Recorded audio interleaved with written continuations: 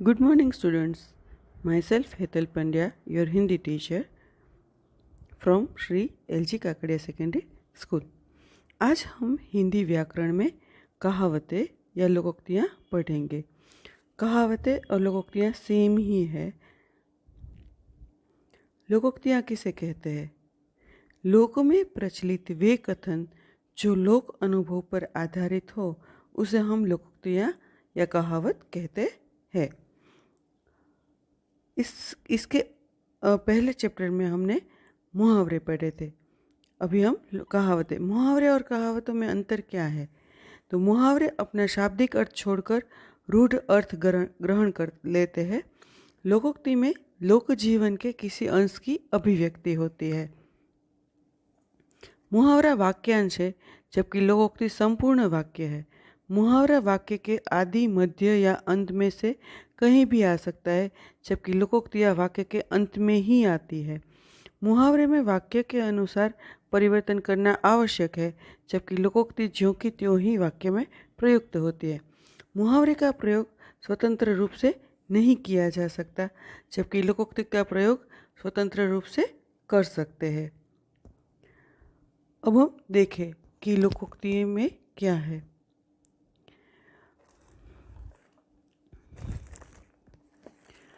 कहावत का संबंध किसी न किसी घटना से हुआ करता है। लोग उस घटना से संबंधित कोई पंक्ति गढ़ लिया करते हैं और जब कभी वैसा प्रसंग आता है तब वे उस पंक्ति को दोहराकर घटना जनित बातों की पुष्टि करते हैं। जैसे यदि कोई किसी कार्य को बहुत ही सुंदर ढंग से प्रस्तुत करने की बात करे और प्रस्तुति का मौका देने पर कोई बहाना बनाए तो उसके बारे में कहा जाएगा नाच न जाने आंगन टेढ़ा। अर्थात जब कोई विशेष अनुभव सामान्य जनजीवन में सबके मन और बुद्धि पर प्रभाव डालने में समर्थ हो जाता है तब अनुभव का कथन कहावत का रूप धारण कर लेता है। कहावत लोक से संबंधित है, इसलिए इसका नाम लोकोक्ति भी है। लोकोक्ति शब्द दो शब्दों के मेल से बना है, लोक प्लस उक्ति, जिसका अर्थ है लोक में प्रचलित उक्ति या कथन।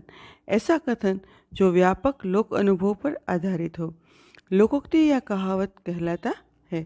लोकोक्ति या कहावत मानव के अनुभवों की सुंदर अभिव्यक्ति है। यह वर्तमान पीढ़ी को पूर्वजों से उत्तराधिकार के रूप में प्राप्त होती है। इसमें गागर में सागर अथवा बिंदु में सिंधु भरने का अद्भुत गुण होता है। इनके प्रयोग से भाषा का सौंदर्य पूर्ण, स्पष्ट तथा प्रभावशाली हो जाता है। हम कभी न कभी लोकोक्ति या कहावत का उपयोग करते हैं। जब हमें लगता है कि ये सीधे सीधे नहीं मानता है तब उसे हम ताने में भी लोकोक्ति या कहावत कह देते हैं। अभी हम कुछ प्रमुख कहावतें देखते हैं। अंत भले का भला, अच्छे काम का परिणाम अच्छा होता है। शैलेश कष्ट सहकर भी ईमानदारी से परिश्रम करता है, इसी कारण वह आज ऊंचे पद पर पहुंच गया। इसलिए कहा है अंत भले का भला। पहले सेंटेंस, उसके बाद इसका मीनिंग और उसके बाद वाक्य में प्रयोग। अंधेर नगरी चौपट राजा, टके सिर भाजी टके सिर खाजा। यह कहावत है। इसका अर्थ है अयोग्य शासक के कारण कुप्रशासन, मतलब अयोग्य राजा होता है तो नगरी में अंधेर रहता है। ऐसा अभी हम उसका वाक्य प्रयोग करते हैं। उस कार्यालय का कोई कर्मचारी काम नहीं करता क्योंकि वहाँ का अधिकारी ही भ्रष्ट है। चारों तरफ अंधेर नगरी चौपट राजा, टके सिर भाजी टके सिर खाजा की बात है। अंधे पीसे कुत्ता खाए, अंधे पीसे कुत्ता खाए वो कहावत है। इसका अर्थ है काम करे कोई और फल कोई खाए। पिता ने दिन रात कमाई करके धन इकट्ठा किया और उसका बेटा मौज उड़ाते उड़ाते नहीं थकता, इसी को कहते हैं अंधी पीसे कुत्ता खाए। जब पछताए हो तो क्या, जब चिड़िया चुग गई खेत। हमने कई बार ये कहावत सुनी है। हानि हो जाने पर पछताने से क्या लाभ। पहले तो बहुत समझाने पर भी तुमने परिश्रम नहीं किया, अब असफल हो गए तो आंसू बहाने लगे। क्या तुम नहीं जानते अब पछताए हो तो क्या, जब चिड़िया चुग गई खेत। मतलब जो पछतावा हो रहा है उससे हमारा परीक्षाएं आती है तब हम अच्छे से मेहनत नहीं करते, और जब रिजल्ट आता है तब हम रोने बैठते हैं। तो जब परीक्षा थी तब हमने अच्छे से काम किया होता तो ये कहावत हम पर लागू नहीं हो सकती। मार के पीछे भूत भागे, किसी की तरह से समस्या का हल करना, ये इसका मीनिंग है। जब समस्या हद से बढ़ जाती है तब सरल उपाय के बजाय कठिन या शिक्षात्मक रवैया अपनाना। इसके बाद है आँख का अंधा नाम नयन सुख, गुणों के विरुद्ध नाम होना। जो नाम है उसका कोई गुण नहीं होता है और उसके विरुद्ध होता है, तो उसे कहते हैं आँख का अंधा नाम नयन सुख। उसका नाम तो है, सेंटेंस है, उसका नाम तो है वीर सिंह, मगर वह रात में चूहे से डर गया। उसे देखकर तो यही कहा जा सकता है, अंधे का आँख का अंधा नाम नयन सुख। इसके बाद है एक पंथ दो काज, एक साधन से दो काम होना। मैं दिल्ली नौकरी के साक्षात्कार के देने के लिए गया था, वहाँ लाल किला आदि भी देख आया। इसे कहते हैं एक पंथ दो काज। आप यहाँ पे वाक्य बदल सकते हैं, आपको जो अच्छा लगे वो वाक्य आप लिख भी सकते हैं और बोल भी सकते हैं। यहाँ पे किताब में जो भी लिखा है वो मैं समझाती हूँ। कंगाली में आटा गीला, मुसीबत में और मुसीबत आना। व्यापार हेतु कल बैंक से रुपया उधार लाया था, वह भी चोरी हो गया। अभी ये इसको हम अभी के समय के अनुसार बनाए तो कोरोना की वजह से घर में बहुत सारी मुसीबत होती है, उसके ऊपर से और मुसीबत आ जाए तो हम बोल सकते हैं कंगाली में आटा गीला। मतलब एक मुसीबत तो है ही, उसके ऊपर दूसरी मुसीबत आ जाती है, तो उसे हम इसमें यूज़ कर सकते हैं। कहाँ राजा भोज कहाँ गंगू तेली, इसका अर्थ है दो व्यक्तियों की स्थितियों में अंतर होना। उस साधारण गायिका की तुलना लता मंगेशकर से करना उचित नहीं। कहाँ राजा भोज कहाँ गंगू तेली, मतलब एक बड़े व्यक्ति के सामने एक छोटा व्यक्ति आ जाए और वह उसकी कंपैरिजन करे तो हम ये बोल सकते हैं कि कहाँ राजा भोज और कहाँ गंगू तेली। क्लास में दो लड़के होते हैं, एक बहुत होशियार होता है और एक ठीक ठीक होता है, फिर दोनों में हरीफाई होती है, तो कोई भी मतलब क्लास वाला सोचेगा कि फर्स्ट वाला लड़का है वही फर्स्ट आएगा, तो उसमें हम बोल सकते हैं कि कहाँ राजा भोज कहाँ गंगू तेली। ईश्वर की उसके बाद है ईश्वर की माया, कहीं धूप कहीं छाया। इसका अर्थ है भाग्य की विचित्रता। कुछ लोग दूसरों के लिए मंदिर तथा धर्मशालाएं बनवाते हैं, कुछ अपने लिए एक समय का भोजन नहीं जुटा पाते। इसे कहते हैं ईश्वर की माया, कहीं धूप कहीं छाया।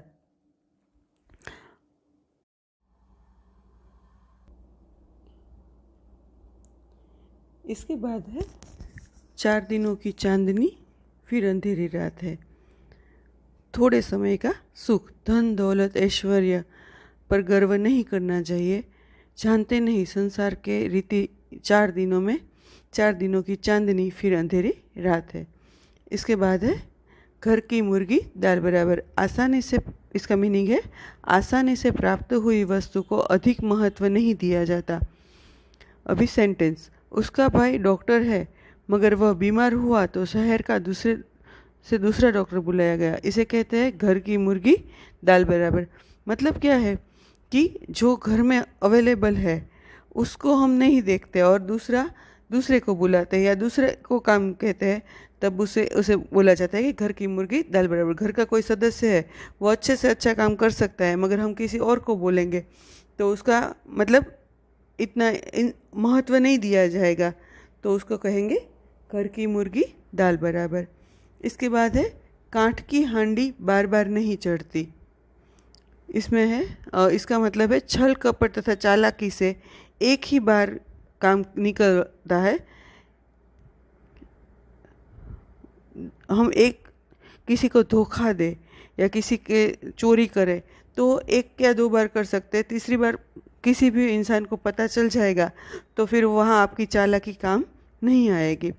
एक बार तो सेंटेंस है, एक बार तो तुम मुझे धोखा देकर रुपये ले जा चुके हो, अब मैं तुम्हारी चिकनी चुपड़ी बातों में नहीं आ सकता क्योंकि काठ की हांडी बार बार नहीं चढ़ती। काठ की हांडी मतलब क्या है कि जो मटका होता है उसके ऊपर जो एक बड़ा वाला हिस्सा होता है गोल, वो टूट जाए तो दोबारा मटके पर हम नहीं चढ़ा सकते। मतलब एक बार जो गलत बात हो जाए तो दूसरी बार हम उसका विश्वास नहीं करेंगे। उसके बाद है एक तो करेला ऊपर से नीम चढ़ा। एक तो करेला ऊपर से नीम चढ़ा मतलब कि एक दोष के साथ साथ दूसरा दोष भी लग जाता है। जैसे कोई शरारती भी है और उसके ऊपर रिजल्ट भी खराब आएगा तो उसको बोलेंगे एक तो करेला ऊपर से नीम चढ़ा। या ऐसा भी कह सकते हैं ये तूफानी तो था ही, अब चोरी भी करने लगा। तो मतलब एक दोष है उसके ऊपर दूसरा दोष भी लग जाए तो उसे कहेंगे एक तो करेला ऊपर से नीम चढ़ा। इसके बाद है छछूंदर का सिर में चमेली का तेल।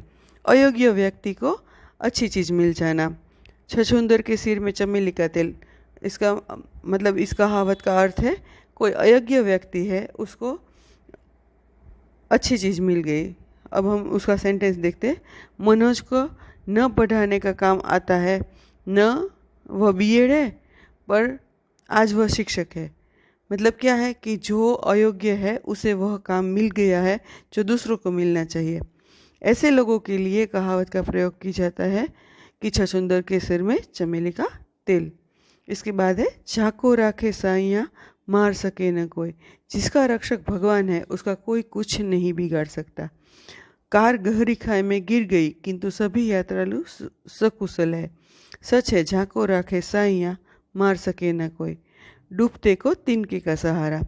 विपत्ति में जरा सी भी मदद किसी को उबार सकती है तो वो कहावत बोली जाएगी कि वह जीवन से निराश हो चुका है, तुम थोड़ा सा उत्साह दे दो, शायद उबर जाए। तो डूबते को तिनके का सहारा भी काफ़ी होता है। नाम बड़े दर्शन छोटे। प्रसिद्धि अधिक किंतु तत्व कुछ भी नहीं। तुम्हारे विद्यालय की बहुत प्रशंसा सुन रखी थी पर आकर देखा तो पढ़ाई का स्तर कुछ भी नहीं। इसी को कहते हैं नाम बड़े और दर्शन छोटे। आप यहाँ पे कोई भी उदाहरण ले सकते हैं कि कोई बड़ा व्यक्ति है मगर उसको एक छोटा काम भी नहीं आता हो तो उसके बारे में भी हम बोल सकते हैं ना। उसके बाद है नाच न जाने आंगन टेढ़ा। गुण न होने पर बहाना बनाना या दूसरों को दोष देना। इसका वाक्य है अरे भाई तुम्हें गाना तो ठीक से नहीं आता और कभी तुम बता रहे हो हारमोनियम में, बजा रहे हो हारमोनियम में। यहाँ पे एक छोटी सी मिस्टेक है। इसी को कहते हैं नाच न जाने आंगन टेढ़ा। कोई विद्यार्थी होता है उसे स्टेज पर मतलब बातें बातों में बोल जाएगा कि मुझे तो बहुत अच्छा आता है, मैं डांस कर सकता हूँ, मगर स्टेज पे चढ़ा है तो बोलेगा नहीं मैं नहीं कर सकता। तो हम क्या कहेंगे नाच न आने जाने आंगन टेढ़ा। मतलब कुछ आता नहीं है तो किसी का दोष निकालेंगे। इसके बाद है बकरे की माँ कब तक खैर मनाएगी। आने वाला दुख आकर ही रहता है। इसका अर्थ है तुम अपने अपराधों को कब तक छुपाते रहोगे, आखिर बकरे की माँ कब तक खैर मनाएगी। इसके बाद हम कुछ और उदाहरण देखते हैं।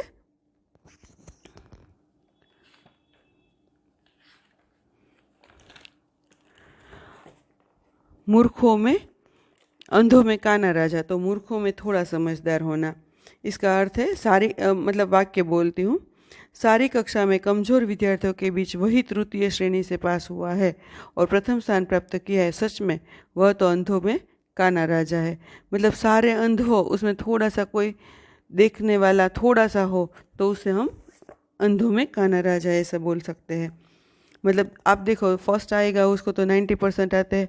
यहाँ पे क्या हुआ तीसरी श्रेणी मतलब कि 50 से भी कम मार्क आए तो उसको हम अंधों में काना राजा ऐसा कह सकते हैं। उसके बाद है अकेला चना पहाड़ नहीं फोड़ सकता। कठिन काम अकेले आदमी के वश का नहीं है। देश को आज़ाद करवाने के लिए जब तक सब एकजुट नहीं होंगे तब तक कोई अंग्रेजों का बाल भी बांका न कर सका। किसी ने ठीक ही कहा है कि अकेला चना पहाड़ नहीं फोड़ सकता। इसके बाद है आ बैल मुझे मार। जानबूझकर झगड़ना या परेशानी मोल लेना।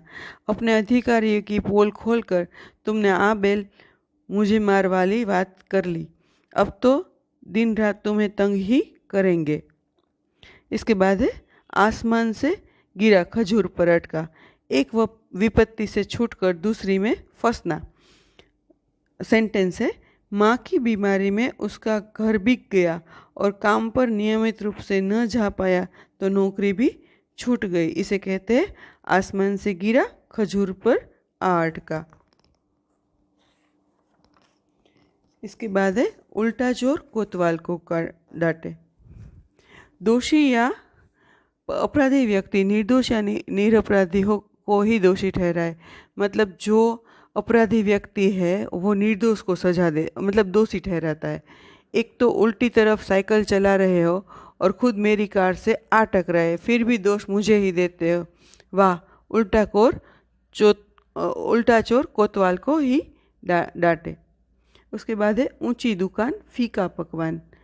नाम बड़े और दर्शन छोटे। अभी हमने इससे पहले ही पढ़ा था, फिर भी एक बार। अरे भाई, इस विद्यालय में अब पढ़ाई का स्तर कुछ नहीं है, केवल नाम ही नाम है। ठीक कहा, ऊंची दुकान फीके पकवान। आप कोई कपड़े या कुछ चीज़ खरीदने जाते हैं, पहले आपने बहुत नाम सुना होता है, उसके बाद जब जाए तब पता चलता है कि यहाँ पे तो ठीक ही है।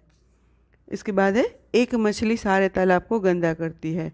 इसका अर्थ है एक ही बुराई पूरे समाज को बदनाम कर देती है। एक या दो छात्रों की कक्षा में शोर मचा रहे थे पर सजा सारी कक्षा को मिली। सच ही है, एक मछली सारे तालाब को गंदा करती है। उसके बाद है काला अक्षर भैंस बराबर, बिल्कुल अनपढ़। वाक्य है, यह तुम्हें कहानी पढ़कर क्या सुनाएगा, इसके लिए तो काला अक्षर भैंस बराबर है। कोई पढ़ा लिखा ना हो, उसे आप पढ़ने को बोलेंगे तो क्या बोलेंगे, काला अक्षर भैंस बराबर। इसके बाद है खोदा पहाड़ निकली चूहिया। परिश्रम बहुत करना पर लाभ कम मिलना। रात भर मेहनत करने पर भी पूरी मजदूरी न मिली। ठीक ही कहा है, खोदा पहाड़ निकली चूहिया। आप वाक्य में अपने आप से भी बना सकते हैं और अगर आप समझ हो गए हैं तो ही आप वाक्य बना सकेंगे। उसके बाद है गेहूं के साथ खून भी पिसता है। दोषी के साथ निर्दोष को भी सजा मिलती है, मतलब निर्दोष भी पिसता है। लाल बहादुर शास्त्री के मित्र बाग में आम तोड़ने गए, माली ने देख लिया तो उन्हें भी डांटा। ठीक ही कहा है कि गेहूं के साथ गुंद भी पिसता है। छोटा मुंह बड़ी बात। जब मनुष्य अपनी औकात से बढ़ चढ़ कर बातें करे, छोटा मुंह बड़ी बात मतलब क्या है, कोई भी मनुष्य अपनी औकात से बढ़ चढ़ कर बात करता है तब उसे हम ये वाक्य बोल सकते हैं। इसके बाद है जिसकी लाठी उसकी भैंस। शक्ति के सामने सबको झुकना पड़ता है। जिसके हाथ में लाठी होगी भैंस उसी की होगी। उसी तरह इसका वाक्य है, जुगनू के पास पैसा भी है और सिफारिश भी, इसलिए ही उसे टेंडर मिल गया। यह बात सच है कि जिसकी लाठी उसकी भैंस। जो गरजते हैं वो बरसते नहीं। उसका अर्थ है जो बहुत बातें बनाते हैं उनमें कर्मशीलता कम होती है, मतलब बातें ही करते हैं, काम कुछ नहीं करते। उसे कहते हैं गरजते हैं पर बरसते नहीं। अभी बारिश का मौसम है, जब बादल गरजते हैं तभी बरसते, ऐसा कोई फिक्स नहीं होता है। वाक्य हम देखें, रोहन कहता था कि दौड़ में नया रिकॉर्ड स्थापित करेगा। रिकॉर्ड तो दूर, तीसरा स्थान भी नहीं मिला। सच है, जो गरजते हैं वो बरसते नहीं। थोथा चना बाजे घना। निकम्मा व्यक्ति बढ़ चढ़ कर बातें करता है। थोथा चना बाजे घना, इसमें हम गुजराती में एक कहावत है, અડધો ઘડો અધૂરો ઘડો હોય ને છલકાય એમ, સેમ આ કહેવત છે એની કે થોથા ચના बाजे घना। वाक्य, मुकेश अपनी समस्या का समाधान तो कर नहीं पाता लेकिन अपने ज्ञान का वखान करते नहीं थकता। ठीक ही कहा गया है, थोथा चना बाजे घना। दूर के ढोल सुहावने। लास्ट है, दूर के ढोल सुहावने। दूर की वस्तुओं अच्छी दिखती है। આપણે ગુજરાતીમાં કહેવત છે, दूरથી डूंगर रळियामणा, सेम एनु हिंदी है। इसका वाक्य है, टीवी के पर्दे पर अमेरिका की चकाचौंध देखकर कोमल को लगा कि वहाँ मज़े हैं, लेकिन अमेरिका जाने के बाद पता चला कि वहाँ जीवन इतना सहज नहीं है। दूर के ढोल सुहावने ही होते हैं। इसके बाद हम कुछ कहावतों के पिक्चर देखते हैं और उसे समझते हैं। मन चंगा तो कटोरी में गंगा। मन चंगा माने हम खुश है तो हम कहीं पे भी पुण्य कमा सकते हैं। जैसे हम मंदिर जाकर ही पूजा पाठ अर्चन करें तो ही पुण्य मिले, हम घर में बैठकर भी अच्छे से खुशी खुशी पूजा पाठ कर सकते हैं। तो मन चंगा मतलब मन तंदुरुस्त है तो हमें कहीं पे भी खुशी मिल सकती है। इसके बाद है नाच न जाने आंगन टेढ़ा। ये हमने आगे ही पढ़ा है। मतलब जो काम नहीं आता है उसको करने को बोलो तो वो दोष निकालते हैं। इसके बाद है घर की मुर्गी दाल बराबर। मतलब ये कहावत भी मैंने आगे पढ़ा ही है कि घर का कोई व्यक्ति अच्छा हो मगर उसकी कोई कद्र नहीं होती है। इसके बाद है 9-2-11 होना। 9-2-11 होना मतलब है भाग जाना। अभी हम ये प्रकरण समाप्त करके भाग जाते हैं, ठीक है। आपने ये पढ़ा, आपको समझ में आया, आप देखो, ना आए तो मुझसे बात कर लेना, ठीक है। यहाँ पर हम कहावत जो है वो कंप्लीट करते हैं।